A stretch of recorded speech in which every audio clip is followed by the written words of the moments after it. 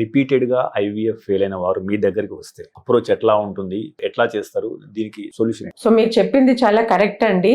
IVF centres almost ప్రతి వీధికి ఉన్నాయి, చిన్న పట్టణాల్లో కూడాను. కొన్ని చోట్ల సిస్టమేటిక్ గా జరుగుతోంది, కొన్ని చోట్ల సిస్టమేటిక్ గా జరగటం లేదు. పేషెంట్స్ బాగా డిసప్పాయింట్ అయ్యి ఒక 1 or 2 ఐవీఎఫ్స్ అయ్యి వాళ్ళకి ఫైనాన్షియల్ గా కూడా బర్డెన్ అయ్యి అప్పుడు మన దగ్గరికి వస్తే మనము వాళ్ళ ఫైలు ముందు నుంచి వెనక దాకా చదివి ఎందుకు వీళ్ళకి ఫెయిల్యూర్ అయింది, అది ఎగ్ స్పర్మ్ క్వాలిటీ బాలేక లేకపోతే ఐవీఎఫ్ ప్రొసీజర్లో ప్రాబ్లం వచ్చిందా, మనము వీళ్ళకి ఎలాగా మంచిగా చేయగలము అని కూర్చోబెట్టి ముందు మేము స్టడీ చేసుకుని ఇంతే ఫైల్స్తో వస్తారు.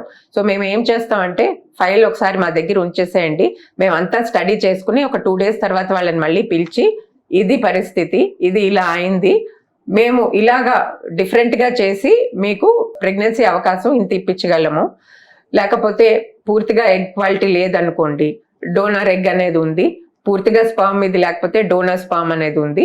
అలాగా మేము అంతా స్టడీ చేసి వాళ్ళని కూర్చోబెట్టి వాళ్ళకి అంతా ఎక్స్ప్లెయిన్ చేసి అప్పుడు వాళ్ళని ముందుకు తీసుకెళ్ళడం జరుగుతుంది. సో ఇక్కడ ట్రాన్స్పరెన్సీ చాలా ఇంపార్టెంట్, పేషెంట్తో రిలేషన్షిప్ వాళ్ళ ట్రస్ట్ తెచ్చుకోవడం ఇంపార్టెంట్, టైం స్పెండ్ చేసి కౌన్సిలింగ్ చాలా ఇంపార్టెంట్. ఇవి 3 చేసి వాళ్ళని అంటే శాంతించి వాళ్ళ డిసప్పాయింట్మెంట్ తగ్గించి హోప్ ఉన్న వాళ్ళకి హోప్ ఉందని చెప్తాము, లేదు ఏమీ లేని వాళ్ళకి ఇంకా మీరు అడాప్ట్ చేసుకోవాలండి అని కూడా చెప్పిన రోజులు ఉన్నాయండి. 62 లక్షల మంది ప్రజల్లో మెడ్ ప్లస్ బ్రాండ్ మెడిసిన్స్ కి మారడం వలన 915 కోట్ల రూపాయలు సేవ్ చేసుకున్నారు. అదే మెడిసిన్స్ అదే క్వాలిటీతో 50 to 80% డిస్కౌంట్.